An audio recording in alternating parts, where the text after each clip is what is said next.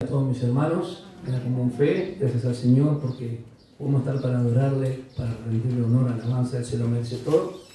Bueno, esta mañana vamos a compartir un pasaje muy conocido en 1 Timoteo capítulo 4, versículo 10.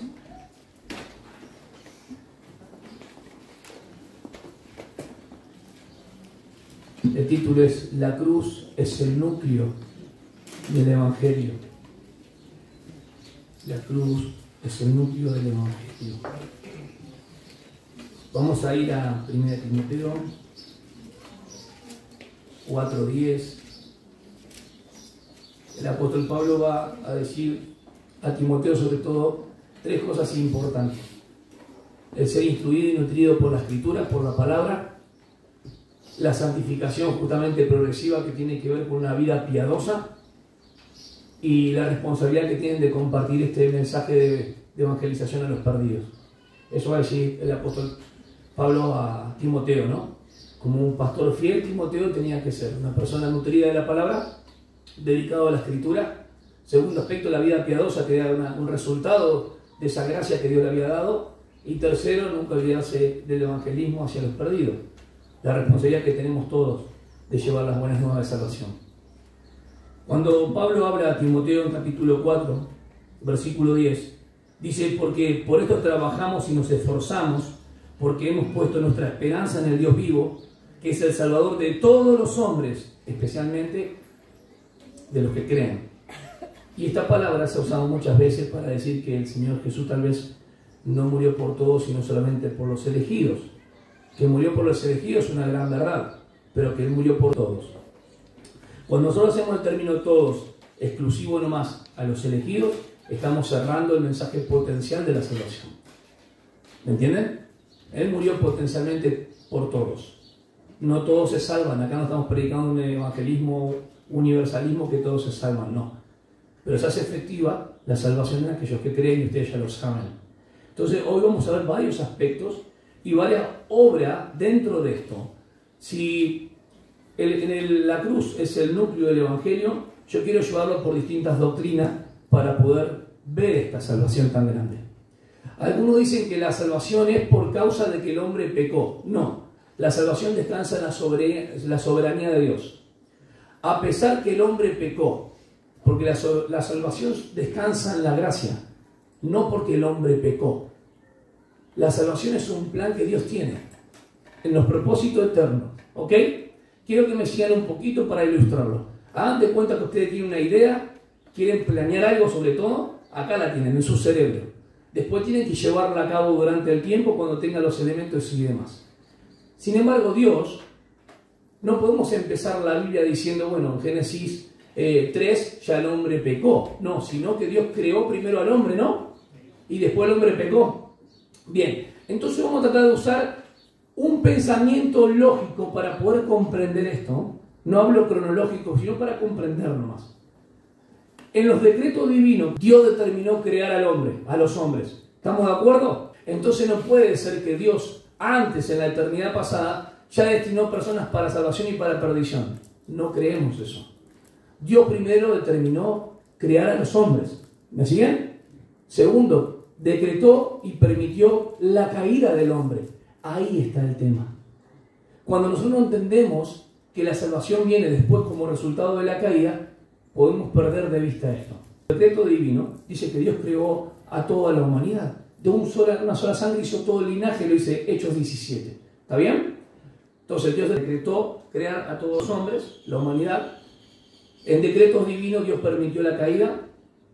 Dios provee la salvación al hombre. ¿Está bien? Dios decretó la elección de algunos y a otros los dejó en su justa condenación. Presten atención cómo estoy ordenando los pasos.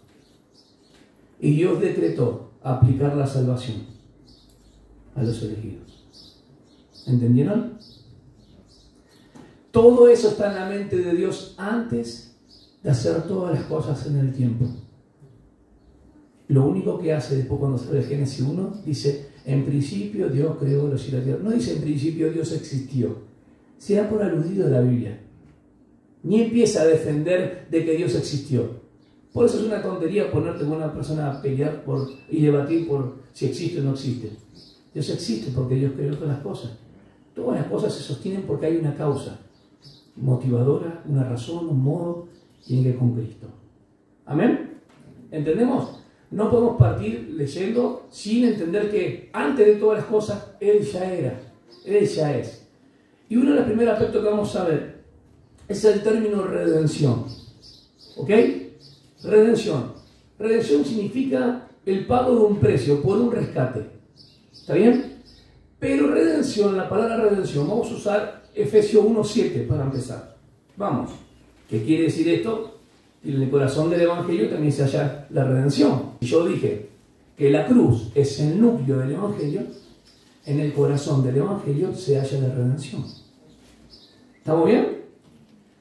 Si redención es rescatar o liberar a alguien o algo, hay que entender que acá estamos hablando de algo más que liberar a una persona de una parte física o de algún peligro. Estamos hablando de la salvación, entonces estamos hablando por ende de la condenación eterna, de la culpabilidad y demás.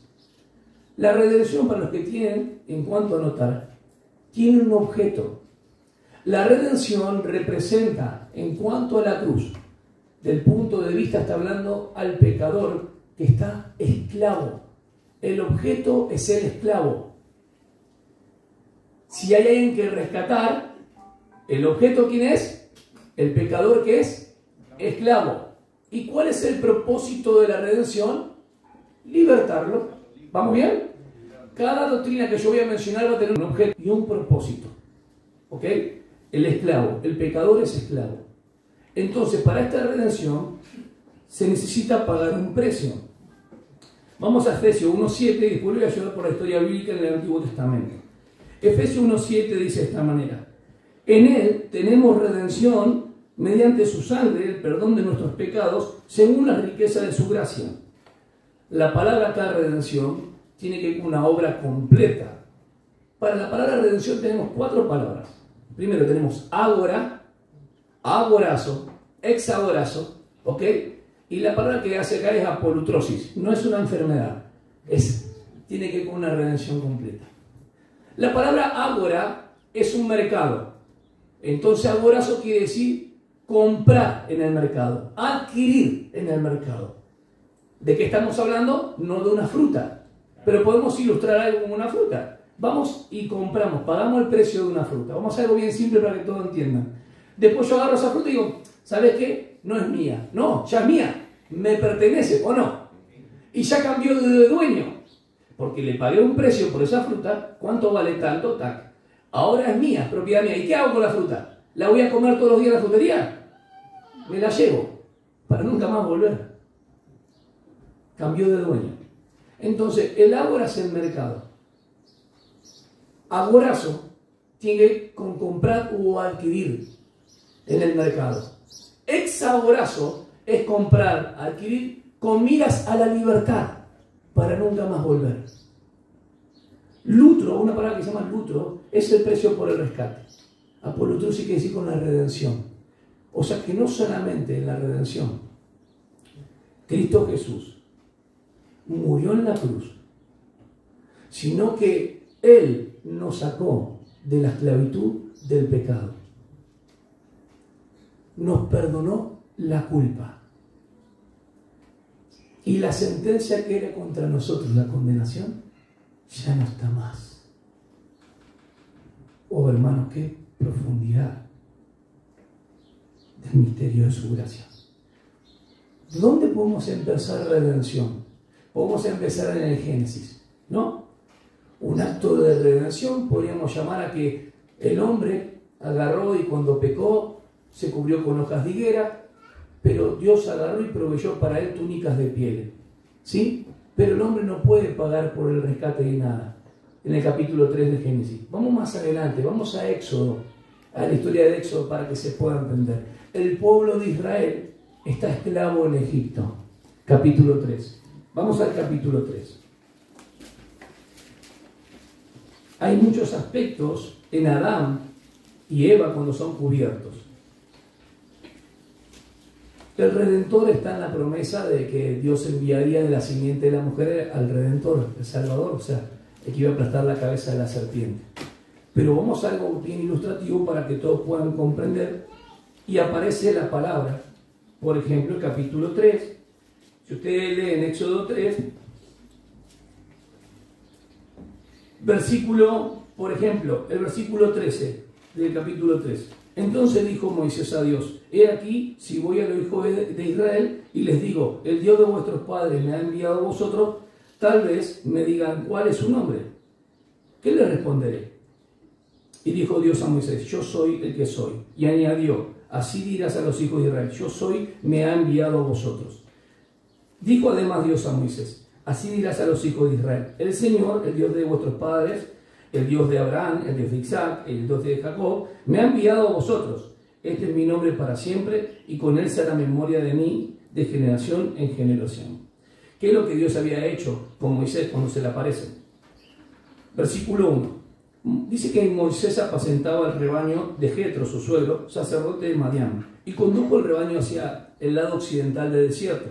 Y llegó a Horeb, el monte de Dios. Y se le apareció el ángel del Señor. Siempre el ángel del Señor, el ángel de Yahvé, tiene que ver con Cristo. ¿Ok? Cristo preencarnado.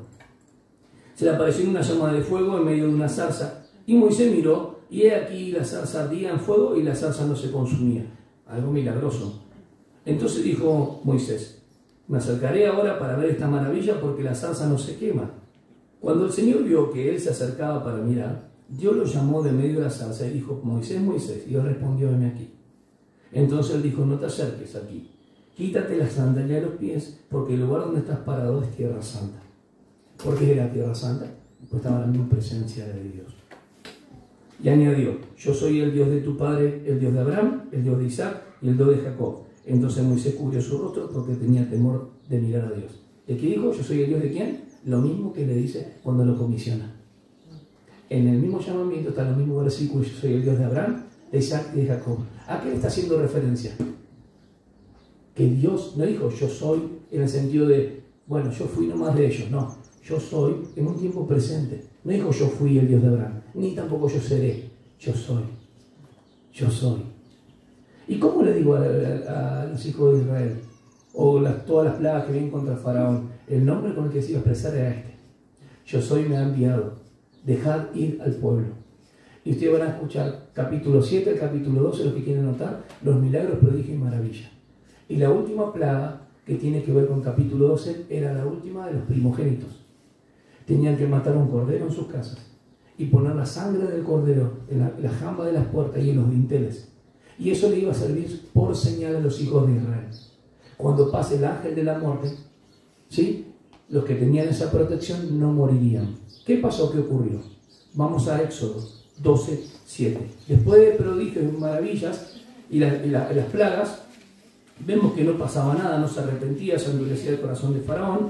Y en el versículo 7, dentro de la Pascua judía, ¿sí?, una de las fiestas solemnes de Levítico 23, dice: y tomarán parte de la sangre y la pondrán en los dos postes y en el dintel de las casas donde la comían. O sea, eso le iba a ser como señal. Que iba a ser la muerte de los primogénitos, iba a morir todo primerizo, no solamente de los hijos, sino de los animales también. Así fue, que vino el ángel de la muerte y murieron todos los hijos de los primogénitos, o sea, los hijos primogénitos de los egipcios. Pero todos los que tenían la señal de la sangre era como liberación. ¿Está bien? Eso es, alguien murió en lugar de. Había sangre inocente en lugar de los que tenían que morir. ¿Ok? Eso es importantísimo entenderlo. Vamos al versículo 12 y 13, que se explica un poquito más.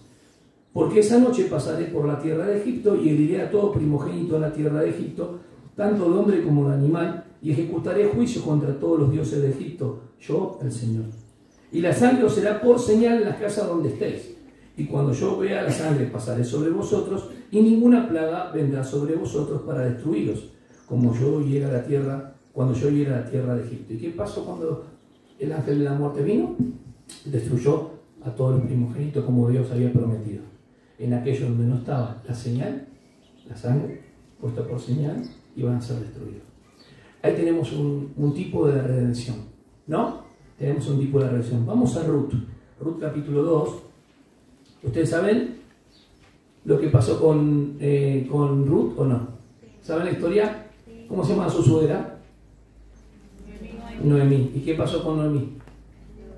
Quedó viuda. Entonces, dentro de la redención había un término también redentivo de aquella persona que quedaba viuda para sustentarla, de aquella persona también que perdía sus propiedades, podía alguien recuperarla, de aquel que tenía un esclavo, por ejemplo, y había sido vendido, podía también comprar el precio del esclavo.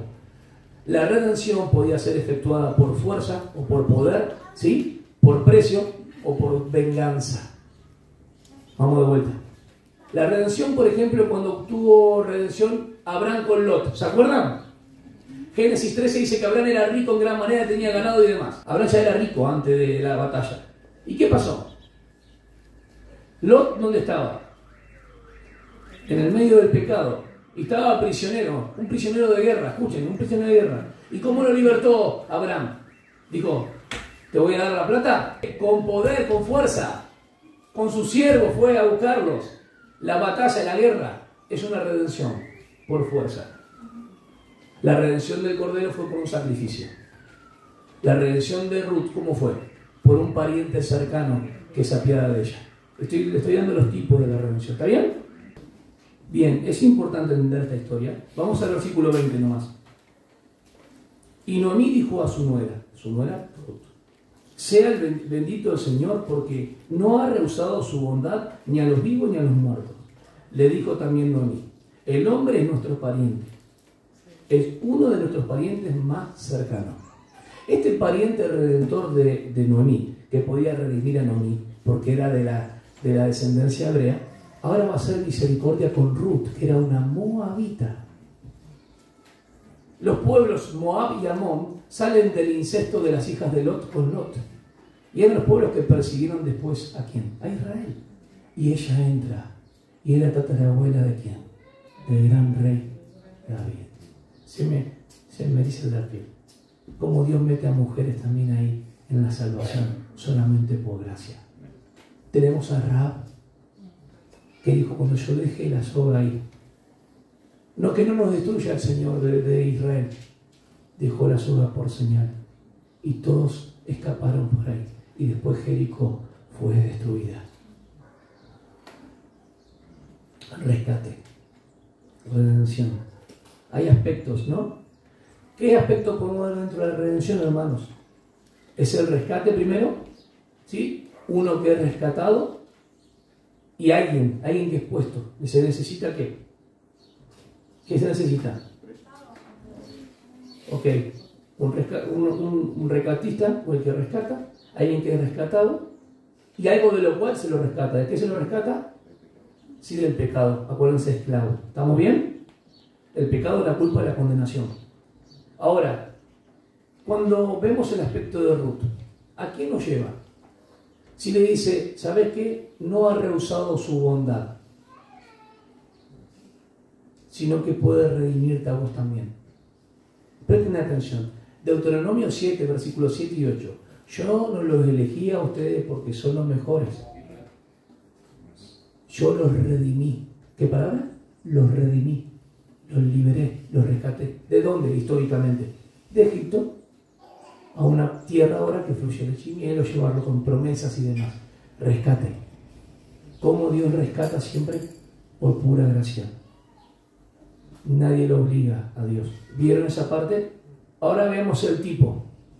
Este es el pariente cercano. ¿El pariente tenía que ser cercano o no? Para poder redimir a una persona tiene que ser un pariente cercano. ¿Qué hacía si era hermano del difunto? Podía casarse con ella, darle hijos, y ese hijo era como si fuera más o menos el de su hermano, por decirlo de esta manera. Su propio hijo. Miren, importantísimo de la relación. Esto es lo que hizo Jesús. Hebreos capítulo 2, 14. Él participó de carne y sangre y socorrió no a los ángeles, sino a la descendencia de Abraham, para librarnos de aquel que tenía el poder del pecado y de la muerte.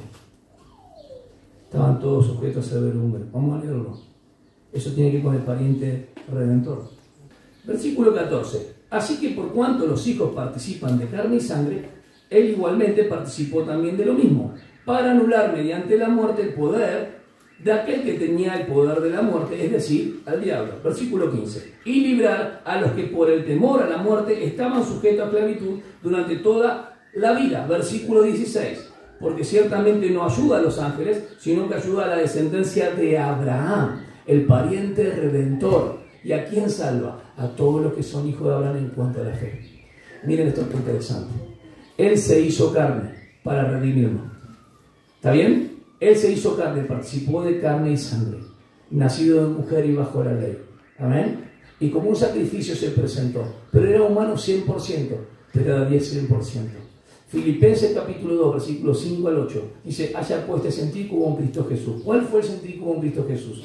El cual, él siendo en forma de Dios, no estimó el ser igual a Dios como cosa que aferrarse, sino que vino, se humilló, se hizo humano, y estando en la condición de hombre, se humilló mucho más, haciéndose ¿qué? ¿De qué estamos hablando la redención? ¿Estamos entendiendo? De liberación, para liberar. Amén. Bien. Entonces, uno que rescata, uno rescatado, algo de lo cual se lo rescata, que ya lo dijimos. La base está en el Antiguo Testamento, ¿ustedes lo vieron?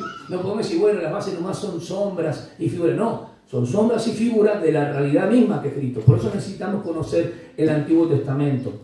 Israel estaba cautivo en Egipto, ¿lo vieron?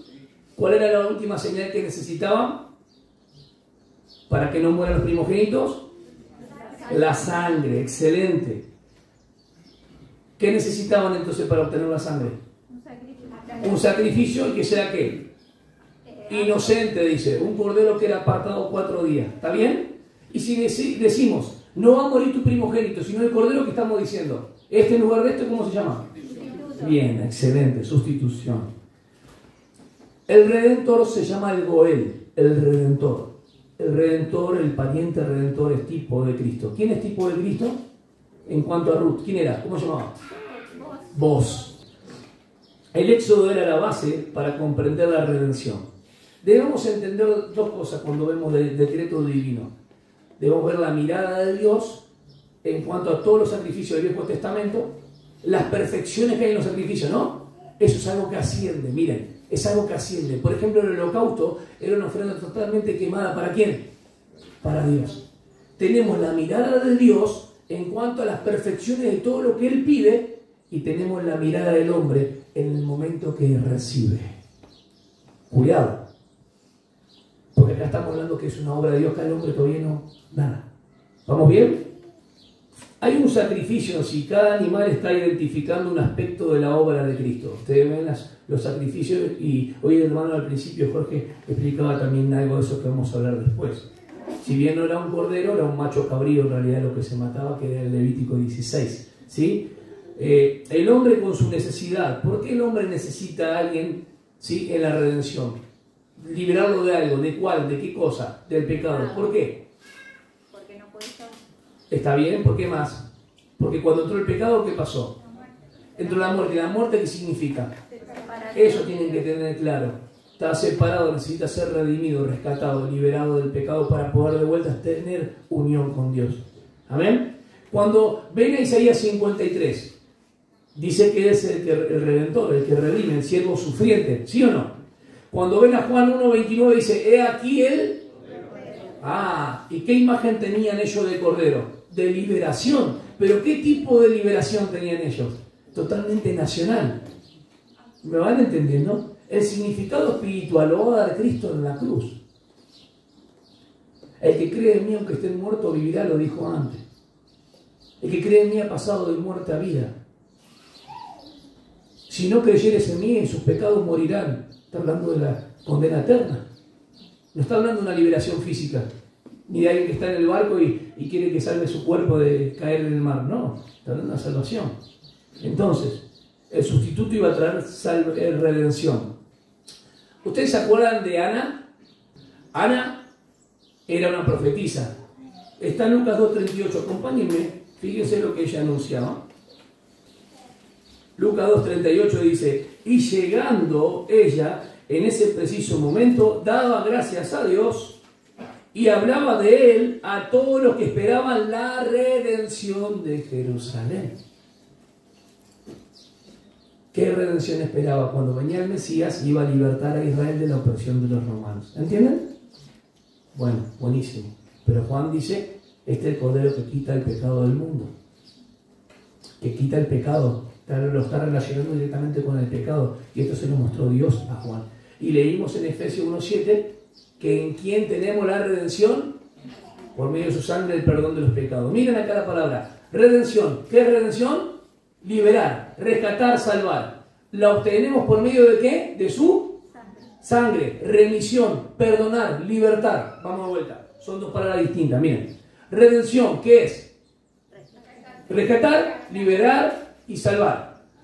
Por medio de su sangre. Es el precio. ¿Qué tenemos? Remisión, ¿qué es? Perdón y libertad. ¿Cómo están las palabras tan unidas? La cruz es el núcleo del Evangelio.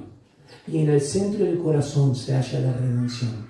Pero la salvación no descansa en lo que el hombre haga, sino en la soberanía de Dios conforme a sus propósitos, decretos divinos. Amén.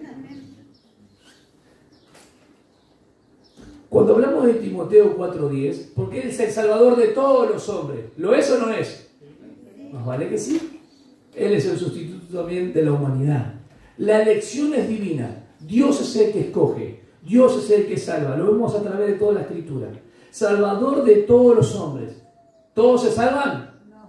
No está diciendo eso. Potencialmente, el Salvador de todos los hombres potencialmente puede ser redimido por su redención obtenida, a ser salvador a quien sea. Griegos, judíos, romanos, niños, varón, mujer. No hay distinción, esclavo, libre, de ese sentido. Sin acepción de personas, no sin excepción que todos se salvan. Cuidado. Efectivamente, ¿quién se hace? En los. Bien. ¿Cuántos términos tenemos? Ágora, agorazo, exagorazo. Miren qué interesante para llevar nuestra vida a la santificación. Por precio habéis sido comprados. Vamos al versículo 1 Corintios 6:20. Porque algunos pueden decir, bueno, Él me compró y me rescató, yo no tengo que hacer más nada. No. Fíjense qué interesante lo que dice el 6:20. Pues por precio, de 1 Corintios, pues por precio habéis sido comprados. Dijimos que agorazo es comprar en el mercado. ¿Pero para qué fuimos comprados? ¿Para vivir la vida loca? Bueno, sí, es vida. Para Él, miren, meditemos juntos. Dice, por tanto, glorificad a Dios en vuestro cuerpo. ¿Qué está diciendo? Que ya no pertenecemos a otro amo. Nos rescató no para vivir para sí mismo, sino para vivir para Él. Porque no solamente nos rescató de un mercado y nos sacó también de tinieblas, que Pablo utiliza eso, sino que no es que nos rescató y nos dejó por ahí. Nos rescató y nos trasladó. Nos puso en otro reino, hermanos, que es el de su amado Hijo, Jesucristo. Y nos mostró ejemplo. Glorificad a Dios en vuestro cuerpo. Este es el propósito de Dios. Primero, la gloria de Dios. La gloria de Dios. Y en vuestro espíritu, los cuales son de Dios. ¿Cómo? Yo pensé que mi cuerpo era mío. No, nosotros pensamos muchas veces que nuestro cuerpo es nuestro. Ya no es nuestro, le pertenece a Él. ¿Cuándo vamos a entender? Pero yo voy a donde yo quiero. Hacé lo que vos quieras. Sobre todas estas cosas te juzgará el Señor. Por eso es mejor decirle, Señor, hasta acá me moví como yo pensaba. Quiero pedir tu voluntad cada día. Capaz que no lo hacen mucho porque están mirando bien fijo. Tenemos que pedirle ahí al Señor lo que queremos hacer, a dónde nos dirigimos, las decisiones que tenemos que tomar. Más vale que fallamos, fracasamos. No es que tenemos una bola de cristal que sabemos todo lo que tenemos que hacer. Por eso debemos ir a Él. ¿Cuánto dicen amén? Tenemos que ir al Señor. Le pertenecemos a Él. Bien. Pagar un rescate se llama el lutro, la palabra en griego. Y cuando ustedes ven la redención, habla de también que hay en su sangre de perdón y libertad. Vamos a la segunda palabra. Vamos a la segunda palabra en lo que es, que hoy ya lo mencionó Jorge, que es la palabra propiciación. ¿Qué significa la palabra propiciación? Desviar justamente la ira de Dios hacia un tercero. Pero, ¿cuál es el objeto? Acá no hay un objeto, acá hay un sujeto. Es Dios. Miren, en la redención el objeto es el esclavo. El propósito es liberarlo del pecado. Pero en la propiciación no hay un objeto, es un sujeto. Es Dios. ¿Y cuál es el propósito? Que Él quede satisfecho. Cuidado. La propiciación es la justa demanda de Dios por haber violado las normas de Dios y la ley de Dios. ¿Y qué merece el hombre? Al ser culpable, la muerte. Por eso le dijo a Noé, había un arca grandísima y dijo, calafatearás el arca. La propició toda. Hagan de cuenta que puso un paraguas a Dios arriba del arca. Y el juicio fue desviado y fue a toda la humanidad menos el arca. Eso es lo que Cristo hizo con tu vida y la mía.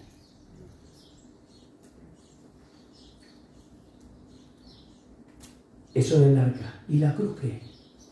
Porque hay versículos donde dice que la cruz, Él fue hecho propiciación.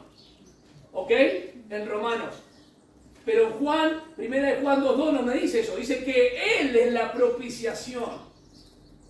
Toda la cruz es una forma de propiciación, de satisfacción a la justa demanda de Dios. Y la ira de Dios fue sobre Cristo.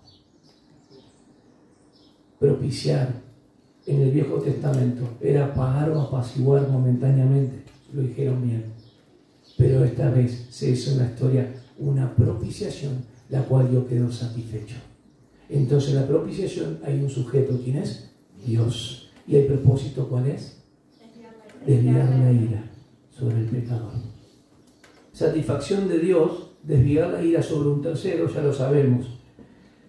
Ahora, ¿qué pasa con la expiación? Porque mucha gente mezcla propiciación con expiación. Están vinculadas, ¿no? Están vinculadas. Pero miren la expiación. La palabra expiar viene de la misma raíz que propiciar, que es kafar en hebreo, cubrir. ¿Está bien? Entonces siempre está con esa relación que hay. Pero la propiciación tiene que ver directamente con Dios, satisfacer la ira de Dios en este sentido. Ojo, ojo, la ira no viene como consecuencia de nuestros pecados. Cuidado. La ira es parte de la naturaleza de Dios por sus atributos morales, su justicia y su santidad.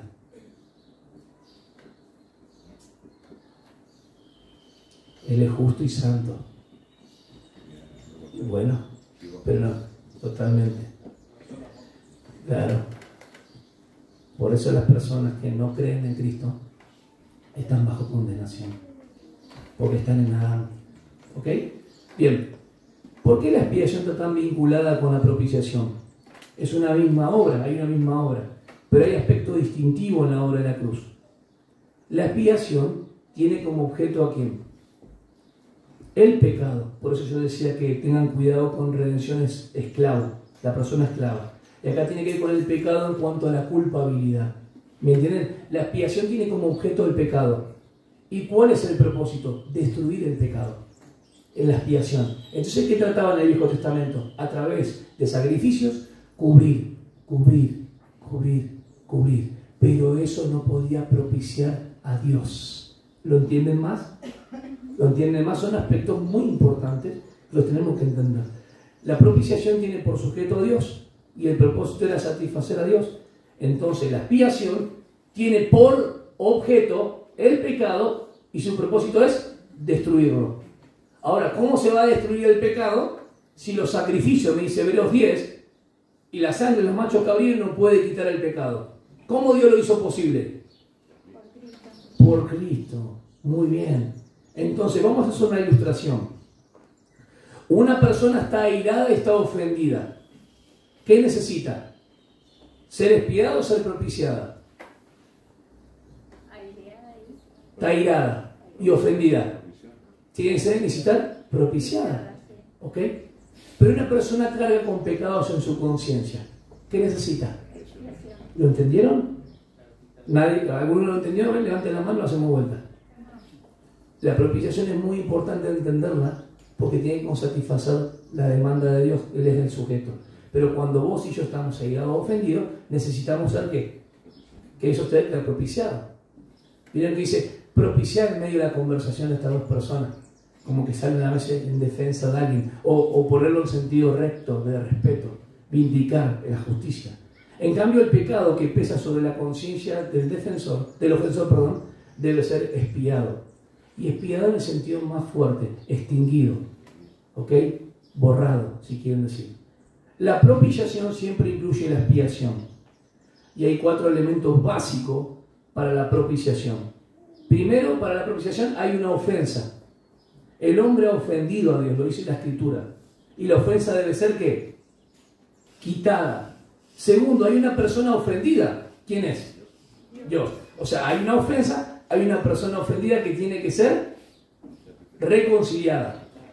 ¿Me van entendiendo? Cuidado ahí. Hay una ofensa, ¿quién es el que se le ofendió? A Dios. Segundo, hay una persona ofendida. ¿Quién es? Dios. Y la otra persona que es el ofensor debe ser reconciliado con Dios. Entonces hay una persona ofensora que es la culpable. Punto por punto. Y tiene que haber un sacrificio para expiar una ofensa. ¿Lo entendieron? Porque está vinculado, vamos de vuelta. Hay una ofensa que debe ser quitada. Es el pecado. Hay una persona ofendida que tiene que ser reconciliada. Dios. Pero Dios en realidad se reconcilia consigo mismo. Hay una persona ofensora que es culpable. Y tiene que haber un sacrificio para expiar la ofensa. Eso tiene que ver. ¿Dónde encontramos esto, hermanos? En el gran día de Yom Kippur. Yom Kippur es una fiesta hebrea judía que está en Levítico 23 y la hacen en Levítico 16, perdón. Dice que ponen las manos sobre un macho cabrío, ¿sí? Era desgollado y su sangre era tirada donde. Hoy lo explico muy bien, hermano. En una tapa que representa el propiciatorio. Y los querubines estaban custodiando la santidad de Dios. ¿Qué pasaba cuando se arrojaba sangre arriba del propiciatorio? Dios quedaba satisfecho y daba un año más, cuando iba fuera del sumo sacerdote, un año más de perdón. Pero esa sangre no podía quitar para siempre los pecados. Por un año. Perfecto. Porque Dios todavía no había sido propicio en el sentido más perfecto de la palabra. ¿Entienden por qué es interesante esto? Es hermoso esto. Entonces, el carácter de Dios tenía que ser vindicado. La propiciación contempla nuestra deuda con la ira de Dios. ¿Qué se necesita para propiciar? Si el hombre es culpable, necesita una persona que no sea del mismo carácter. ¿Qué necesito? Una persona inocente. ¿Había alguien inocente de Adán en adelante bajo la tierra? Miró, dijo que todos... No. ¿Qué hizo Dios? Me preparaste cuerpo, vengo a ser tú. La encarnación es muy importante para la redención. Entonces, para llevar a cabo esto, se hizo sustituto. ¿Se acuerdan? El justo muriendo por los pecadores. El justo muriendo por los impíos. El justo muriendo por los enemigos. Las 4 términos que trabajamos en Romanos. Cuando yo hablo del sustituto, y yo les dije que hay una ofensa, hay un ofensor, hay un ofendido, y hay algo que se tiene que expiar. ¿Qué estamos trabajando dentro ahí? ¿Qué doctrina estamos trabajando? ¿Necesito el sustituto? ¿Va a derramar sangre para borrar eso? ¿Qué es lo que estamos trabajando? Si yo estaba lejos de Dios por la ira, ahora soy excelente. O sea que jamás puedo ser reconciliado con Dios si no es propicio. Dios necesita ser propicio para poder venir en reconciliación. ¿Amén? Siempre la propiciación está ligada con la expiación. Pero para haber expiación se necesita un sustituto. Y cuando se logra la expiación, ¿qué se logra? La reconciliación. Pero la reconciliación no se puede lograr si Dios no es propicio. ¿Ok? Y eso es muy importante. Nosotros decimos, ya creí en Jesús, ya pasamos al primer punto. Ahora vamos a ver qué es lo que hace el Señor en nuestras vidas. Es interesante. 2 Corintios 5:19, hay un aspecto de la reconciliación que tiene que ver con la humanidad. Dice, a saber que Dios estaba en Cristo reconciliando al mundo consigo, no solamente a los elegidos, al mundo consigo, potencialmente. Él reconcilió a todos con Cristo. Amén. No tomándole en cuenta a los hombres sus transgresiones, y nos ha encomendado a nosotros la palabra de la reconciliación. ¿Qué quiere decir? La ira de Dios cayó sobre Cristo Jesús y Él arregló el problema consigo mismo. Dios fue propicio. Por eso es la propiciación, no solamente de nuestros pecados, sino por todo el mundo. Amén. Esta propiciación tiene que ver con todo el mundo, no solamente con los elegidos. Versículo 20. Por tanto somos embajadores de Cristo, como si Dios rogara por medio de nosotros. En nombre de Cristo os rogamos, reconciliados con Dios. ¿Por qué dice esto? Porque Dios, al ser propicio, ahora podemos reconciliarnos con Dios. Y vamos a ver cómo viene la reconciliación. ¿Cómo somos reconciliados con Dios?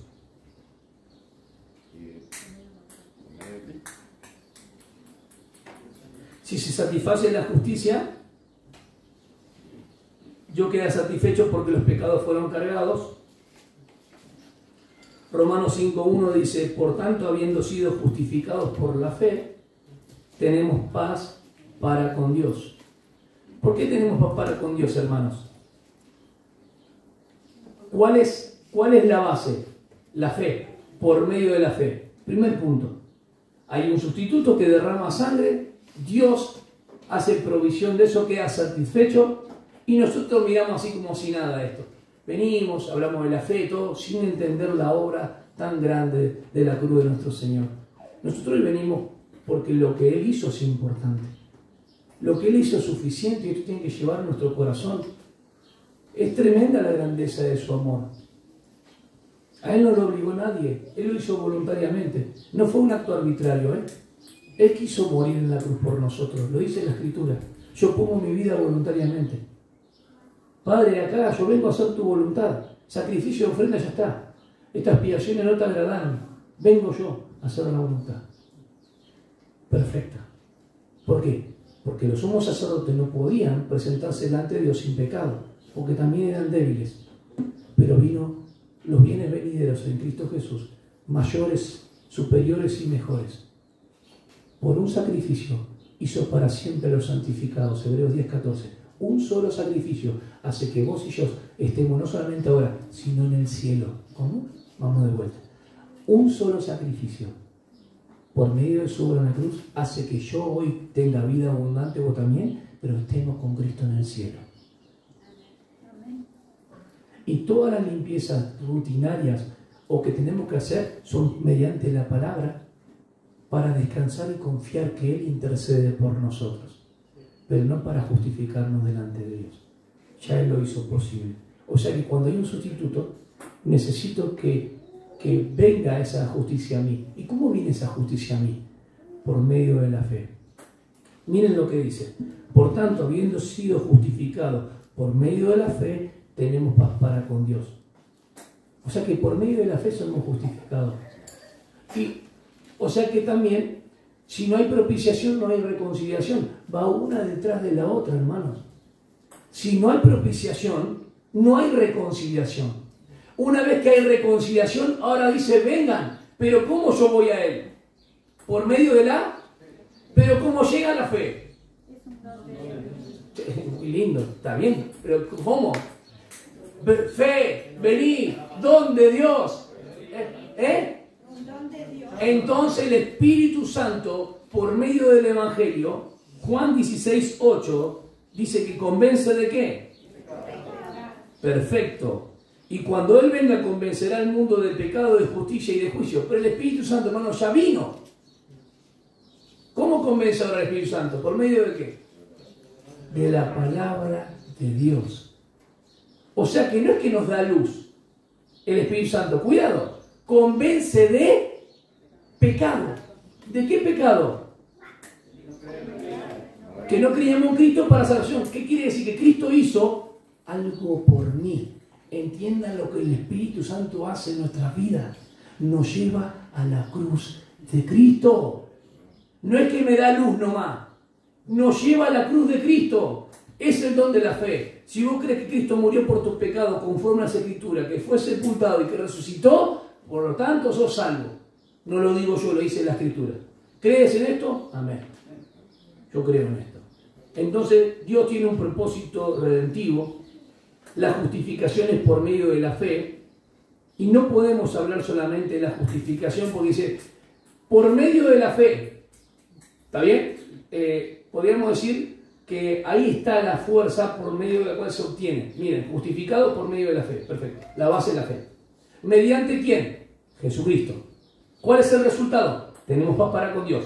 ¿Y cuál es el otro resultado mucho más? Que ahora, en esta salvación, estamos firmes. Miren, porque no es por obra. La base es la fe. ¿Está bien? Somos justificados por medio de la... ¿Y qué tenemos ahora como resultado? Paz con Dios. ¿Y el medio instrumental quién utilizó? ¿Y qué otro resultado más tenemos? Que ahora en esta entrada en la cual estamos firmes es por gracia. Nos vincula en la obra de redención de principio a fin. Vamos a leerlo porque es maravilloso que estamos firmes en esta fe. Nadie se cae de la salvación que una vez te da. Eso está diciendo Romanos 5. Miren lo que dice. Por tanto, habiendo sido justificados por la fe, tenemos paz para con Dios por medio de nuestro Señor Jesucristo. Esa paz, ¿qué es? Es una reconciliación de que ya la enemistad fue anulada. ¿Ok? ¿Y por qué fue anulada esa paz? Porque Dios fue satisfecho. ¿Y por medio de quién la tenemos? Mira acá dice, por medio de nuestro Señor. Vamos un poco más. Por medio de quien también hemos obtenido, escuchen, por la fe, a esta ¿qué? ¿Y qué es la gracia? El favor merecido. Pero dice, en la cual estamos firmes. Recién, excelente, lo tenemos que ver. El resultado de que ser justificados por la fe, no tenemos más enemistad con Dios. Nos salvó, pero estamos firmes aún en esta gracia, no por nuestras obras, sino por la obra de aquel que te amó, que me amó, que se entregó a sí mismo por mí. Gloria a Dios. Estamos firmes en esta fe y ustedes y yo no vamos a ver como que flaqueamos, que caemos, pero nos podemos aún levantar. Pero me dice que en este favor inmerecido no nos caemos jamás. Un cristiano puede dedicarse a la gracia, sí, pero nunca puede salirse de Cristo. Puede desertar aún en cuanto a la fe. A Pablo le dejaron varios compañeros, hasta Demas, amando más al mundo, lo dejó a Pablo. Lo abandonó físicamente y aún moralmente, porque tal vez ni se despidió en el último momento de Pablo. Pero Dios no nos abandona jamás. El Señor nunca me abandonó. Y acá hay un aspecto, hermano, tremendo de que estamos firmes en la gracia por obra de Él. Así es. ¿Qué es la justificación por la fe? La justificación es un término legal. Está hablando de un juez y un acusado. ¿Qué revela la justicia de Dios? Tres cosas. Me gustaría anotarlo, pero no importa. Primero, Él lo propuso. Miren el tiempo. Y lo voy a volver a unir en el primero de decretos divinos. Si me siguen bien, lo van a enganchar. ¿Qué revela la justicia de Dios? Va a revelar a Cristo. Pero primero lo propuso. ¿Cuándo? Antes. ¿Ok? Segundo, lo prometió. ¿Cuándo? Después de la caída. Tercero, lo cumplió ahora. ¿Lo entendieron? En los planes eternos de Dios ya estábamos. Él lo propuso, lo prometió y lo cumplió. Y se hace efectivo en nosotros nuestras vidas. ¿Por qué se hace efectivo? Porque cuando hablamos de justificación, hablamos de imputación. Dice que Dios estaba en Cristo reconciliando al mundo, no tomándoles en cuenta el pecado. Miren el aspecto negativo. El mundo en pecado y los pecados puestos del mundo ¿en quién? En Cristo. No tomándoles en cuenta el pecado. ¿Por qué? Porque imputación quiere decir acreditar o poner a cuenta de algo. Y ahí no le está tomando, no está poniendo en cuenta los pecados. ¿Lo estás viendo la palabra? No tomándole en cuenta. Es un término de contabilidad. No tomándoles en cuenta los pecados. Y ustedes dicen, entonces, ¿por qué David? Muchas personas igual se van a perder si él perdona todos los pecados. Es que no están entendiendo los aspectos redentivos, sustitutivos del Señor. Las personas, siempre que se salvaron por gracia mediante la fe. Lo hemos demostrado a través de las dispensaciones y el tiempo. Y hoy las personas se salvan por medio de la fe en el Evangelio de la gracia. Cuando la iglesia sea arrebatada, la gente igual se salvará por el Evangelio, pero del reino de los cielos. Lo que Juan había terminado de predicar, continuará. Siempre la gente se salvará por gracia, por medio de la fe. ¿En la obra de quién? Siempre de Cristo Jesús. Qué grande nuestro Señor. Dios lo propuso en decretos divinos antes. Dios lo prometió después de la caída. Dios la reveló ahora mediante el Evangelio. La imputación al pecador. ¿Qué se le imputa al pecador? El sacrificio de Cristo. Son los méritos de Cristo. ¿Qué más tenemos? La remisión de los pecados. Porque la justificación te perdonó todos los pecados. Y tercero, ¿qué? La restauración del favor divino. Ya no estamos más enemistados con Dios. Repasamos la reconciliación. Muy bien. Imputación al pecador. Dios te ve en Cristo. Segundo, perdonó todos tus pecados. Todos tus pecados. Estamos en cena. Perdonó todos tus pecados. ¿Qué tienes que hacer? Confesar tus pecados. Ella los perdonó. Sentite libre en el Señor. No estés atado al pecado. Y tercero, la restauración al favor divino. ¿Qué quiere decir esto? Me puedo acercar confiadamente al trono de la gracia. Porque en esta gracia estamos firmes. Porque hay uno en el cielo que vive. Y yo le expliqué de atrás con un dibujito que siempre la justificación apunta ¿a dónde? A la cruz de Cristo. Pero la santificación progresiva hasta la glorificación apunta a que Él vive. Y porque Él vive, nosotros vivimos. ¿Cuál es la condición de no tener enemistad con Dios? La fe. ¿Cuál es la base? Jesucristo. ¿Cuál es el resultado? La paz. ¿Cuál es el otro resultado? Firmeza en la gracia. Hermanos, viene la regeneración de nuestras vidas. Tito 3:5 dice de esta manera. Última doctrina que voy a tocar. Tito 3:5 dice: Él nos salvó no por obra de justicia que nosotros hubiéramos hecho, sino conforme a su misericordia por medio del lavamiento de la regeneración y la renovación por el Espíritu Santo. No le quise cansar con las palabras en griego, pero acá es muy importante. La palabra regeneración es palín, de nuevo, otra vez. Y genao, de Génesis, origen, nacimiento. Nacer de nuevo. Regeneración y nacer de nuevo. ¿Saben qué significa esta palabra en realidad ahí? Pues se usa 2 o 3 veces, ¿no? Una en Mateo, otra en Juan con Nicodemo y esta. Quiere decir un baño espiritual. Presten atención.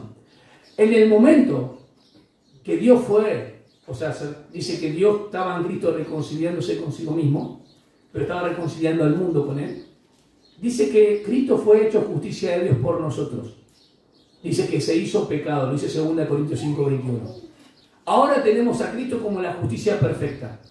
¿Cómo yo recibo esta justificación por mis pecados? Por medio de la fe en Él. ¿Qué es lo primero que pasa en mi vida? Él me da la fe para creer ¿en quién? En Cristo Jesús. Y enseguida ocurre la regeneración. Vamos de vuelta. Esto es importante que lo sepan. Es un baño espiritual porque me ha justificado de todos mis pecados y me ha impartido vida, me ha comunicado vida nueva, no vida remodelada, no vieja naturaleza mejorada.